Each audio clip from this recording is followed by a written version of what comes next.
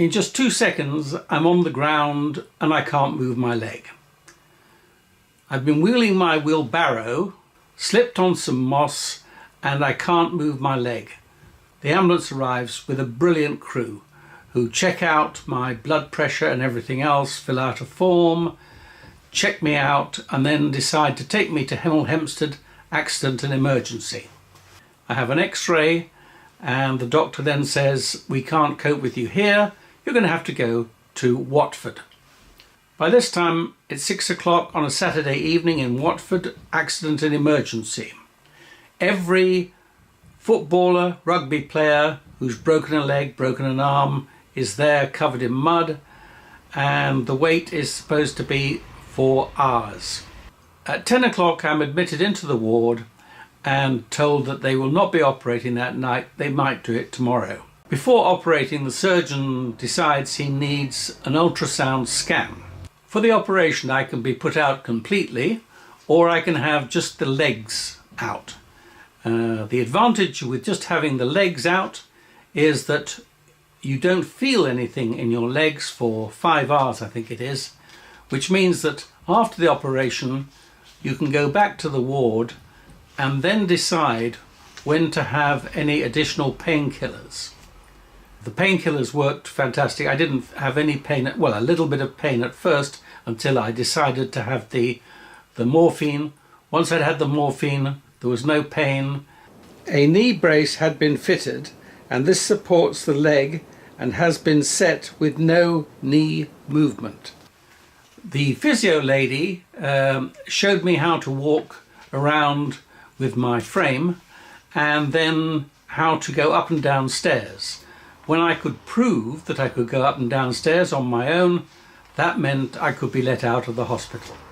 I went back to the hospital and they removed the bandage, checked the position of the device that was on my legs, and told me how to set it every week so that I had a bit more movement in the leg in terms of bending. It was then back to the hospital to see Mr. Ghosh and get the very good news that I could finish using the leg brace. I was to continue with the physiotherapy. The hardest part of the recovery was getting the knee to bend. My measure was the crank rotation on the bicycle trainer. Initially I could not do a full rotation. There was only a marginal improvement. The fitness room was the only local gym that allowed me to work on my own.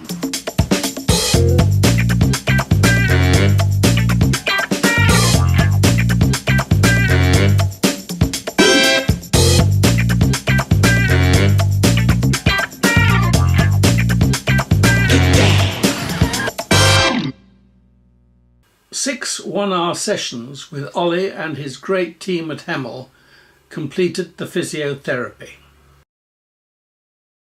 When an individual sustains an injury to one of their weight-bearing joints, either your ankle, your knee, or your hip, that is going to influence the loading through the opposing side.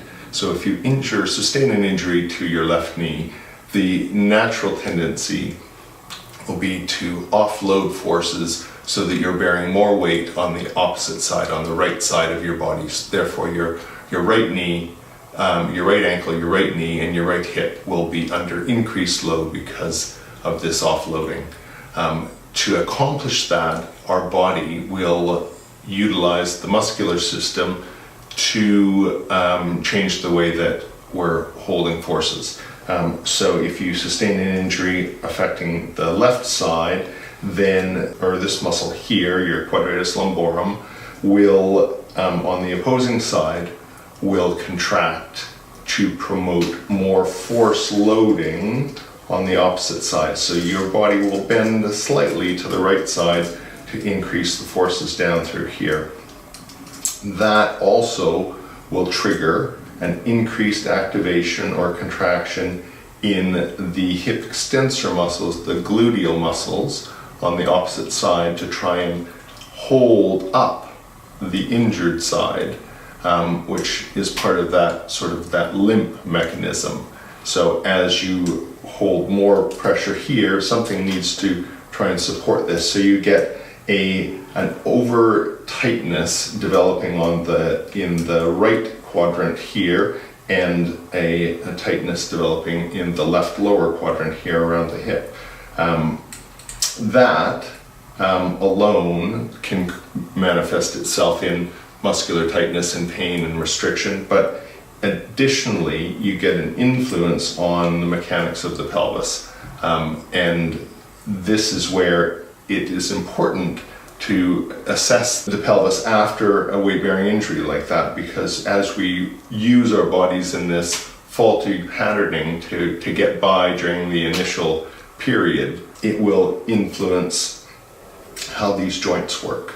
So that muscle patterning will create a situation where on the left-hand side, under the increased contraction of that hip extensor group, the gluteals, will assume a position which is slightly lower down and further back than the opposing side, and or the right side, because of the increased contraction in the quadratus lumborum, will assume a slightly forward or raised position.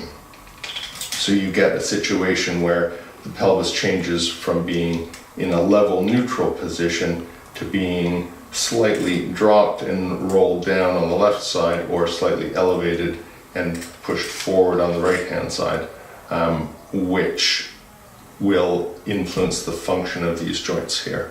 To be able to regain that normal gait pattern that we want after the rehabilitative, or as part of the rehabilitative process, we want to ensure that these muscle groupings are released, so that we release the quadratus lumborum and the hip extensor muscles with some deep tissue massage to influence the relaxation and blood flow into those, as well as rebalance the actual pelvis.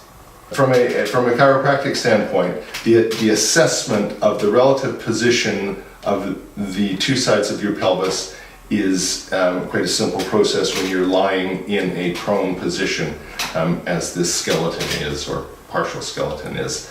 And so we can assess where these prominences are relative to one another, and if there is an obvious imbalance there, then we can go about creating adjustments or shifts in the relative position. We can move this a little bit further forward, and or we can move this a little bit further back to regain normal motion in these joints, release them, and regain a neutral position here, so that moving forward the individual has a normal gait pattern and normal loading forces down through the pelvis and the weight-bearing joints again.